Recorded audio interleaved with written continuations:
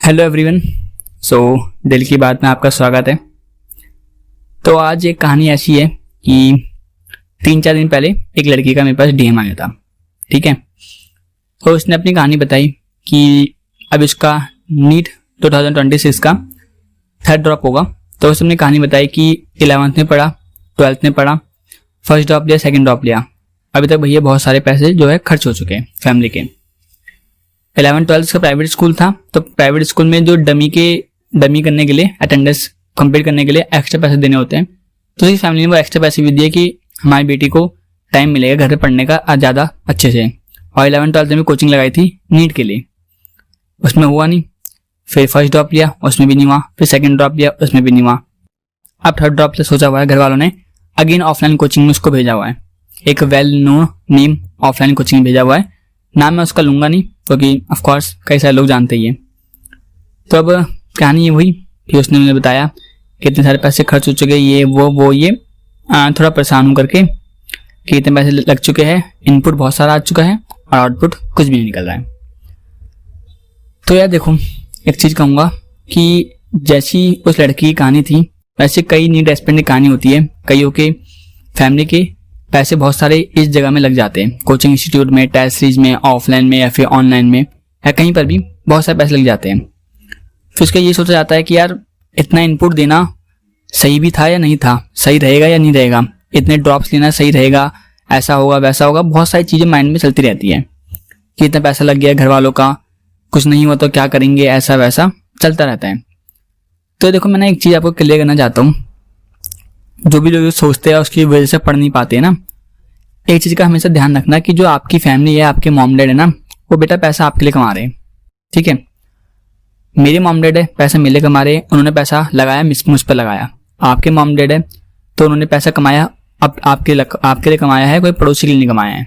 ठीक है, अब चाहे आपकी कोचिंग में या आपकी पढ़ाई में 1 लाख लगे, 2 लाख लगे, 3 लाख लगे, 5 लाख लगे, 10 लाख लगे, उन्हें उससे फर्क नहीं पड़ता। उन्हें फर्क पड़ता है तुमसे कि तुम्हारा सिलेक्शन हुआ नहीं हुआ। अगर नहीं हुआ तो आगे हम अपने बच्चों को क्या कराएं और अच्छा, जिससे कि आने वाली लाइफ में वो अच्छा खासा अर्न कर पाए और अपनी फैमिली को चला पाए।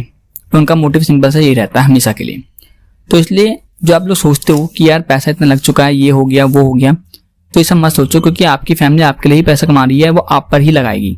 अगर अभी करंटली कोई इंसान बोल देना आपकी फैमिली को कि हम आपका बेटे को या फिर आपकी बेटी को MBBS गवर्नमेंट कॉलेज में एडमिशन दिला देंगे, लेकिन उसके लिए 10 लाख रुपीज़ या 15 लाख रुपीज़ लगेगा, तो I am damn sure 1 minute भी लगाएंगे आपके फैमिली वाले हाँ बोलने में कि हाँ आप एडमिशन करा दो, हम 10 लाख या 15 लाख या 20 लाख तक देने के लिए तैयार है आपको। ठीक है, तो ये वाली कहानी है कि उनके लिए पैसा इंपॉर्टेंट नहीं है, उनके लिए इंपॉर्टेंट है तुम्हारा सिलेक्शन, उनके लिए इंपॉर्टेंट तुम्हारी सीट, उनके लिए इंपॉर्टेंट है तुम्हारा फ्यूचर।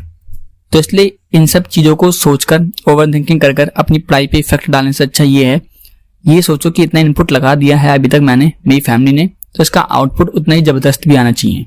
ठीक है, क्योंकि आपकी फैमिली आपके लिए कमा रही है, वो पैसा आप पर ही लगाएगी। चाहे आपका सिलेक्शन होगा तो भी लगाएगी, नहीं होगा तो भी लगाएगी। हर एक केस में आपके ऊपर पैसा लगाया जाएगा।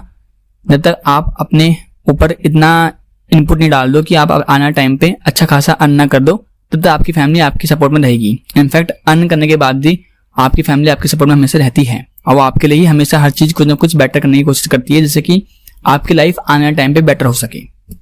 तो इसलिए इन सब चीज़ों के लैब में फंसना, ओवर थिंकिंग करना, उससे बढ़िया ये है कि अपनी पढ़ाई में ध्यान दो, इन सब चीज़ों को साइड रखो और ये सोचो कि अब जितना इनपुट डल चुका है वो डल चुका है। अब इस ईयर नीट 2026 में नीट निकाल कर अपनी आगे लाइफ बेहतर करनी है और बेहतरीन बनानी भी है। सो कहानी यही ख़त्म होती है। अब मैं ये कहूँगा कि अगर आपको कुछ शेयर करना हो अपनी स्टोरी या फिर अपनी लाइफ के बारे में, so you can DM me, don't worry, आपकी प्राइवेसी पूरी तरीके से सुरक्षित रहेगी। ऐसे ही मैं उस लड़की के बारे में बताया, ना मैं उसका नाम बताया ना कुछ और बताया, आपके बारे में भी कुछ इन्फॉर्मेशन नहीं दी जाएगी। जस्ट आपकी स्टोरी से बाकी लोगों को एक मैसेज दिया जाएगा, क्योंकि नीट एस्पिरेंट जितने भी होते हैं सबकी कहानी लगभग सेम ही होती है।